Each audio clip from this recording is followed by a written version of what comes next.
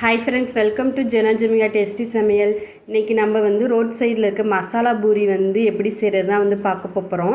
அதுக்கு ஒரு குக்கரில் ஒரு 8 மணி நேரம் ஊற வச்ச ஒரு கப் பட்டாணியும் 2 உருளைக்கிழங்கையும் குக்கரில் ஒரு 3 விசில் விட்டு எடுத்துக்கலாம்.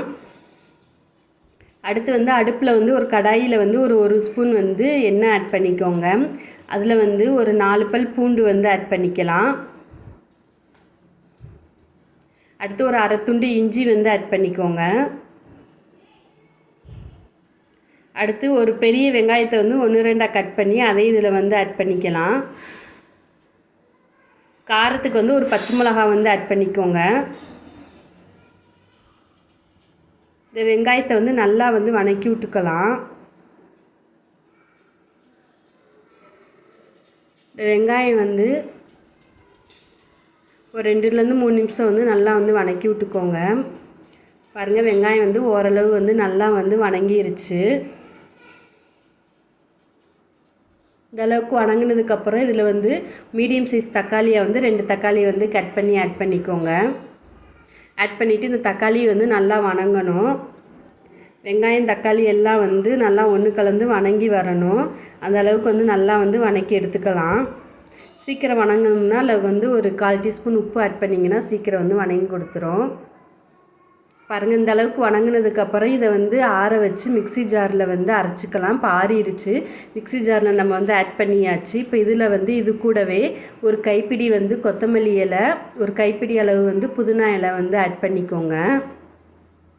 ஆட் பண்ணிவிட்டு இதை நல்லா மைய அரைச்சி எடுத்துக்கலாம். பாருங்கள், இந்த மாதிரி நல்லா மைய அரைச்சி எடுத்துக்கோங்க.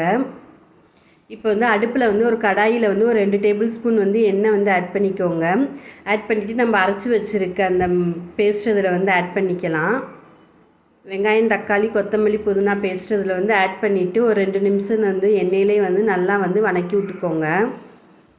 ஏற்கனவே நம்ம வெங்காயம் தக்காளி வணக்கியிருக்கோம். அதனால் ஒரு 2 நிமிஷம் வணங்கினா போதும்.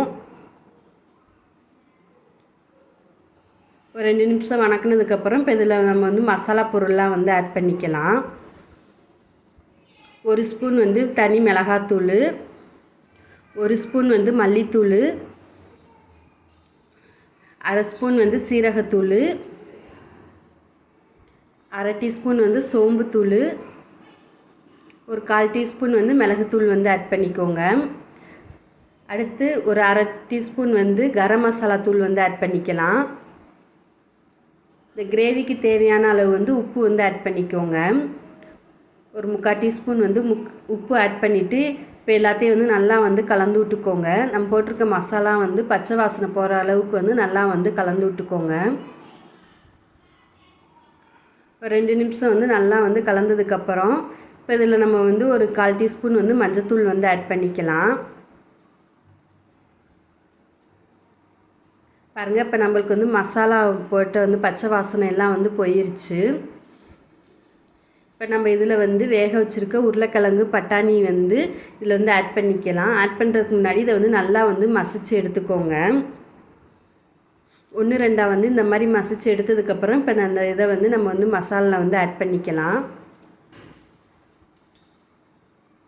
மசாலாவில் ஆட் பண்ணிவிட்டு இதை ஒரு மீடியம் ஃப்ளேமில் வச்சு ஒரு 5 நிமிஷம் நல்லா குக் பண்ணுங்கள்.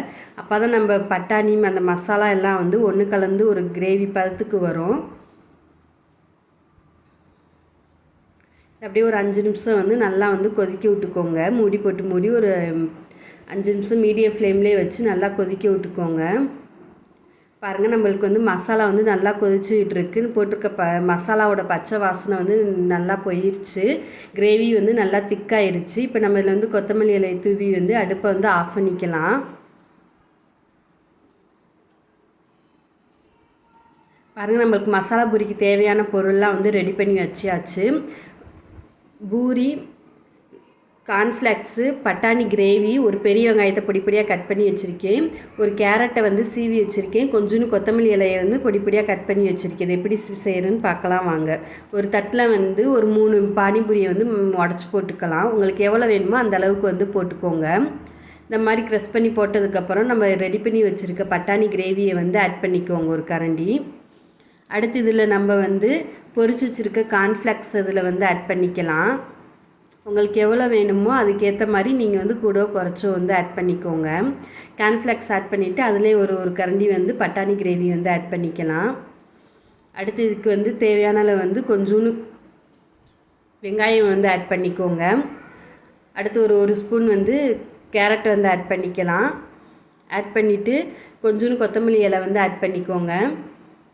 இப்போ இது மேலே கொஞ்சோண்டு வந்து பட்டாணி கிரேவி வந்து ஆட் பண்ணிக்கலாம்.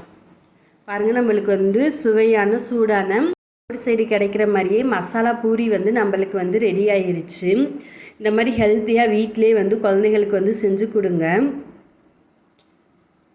குழந்தைகளும் நல்லா வந்து விரும்பி சாப்பிடுவாங்க. வெளியே வந்து இந்த லாக்டவுனில் வெளியே போகாமல் வீட்டிலே வந்து இருக்க வச்சு குழந்தைகளுக்கு வந்து செஞ்சு கொடுங்க.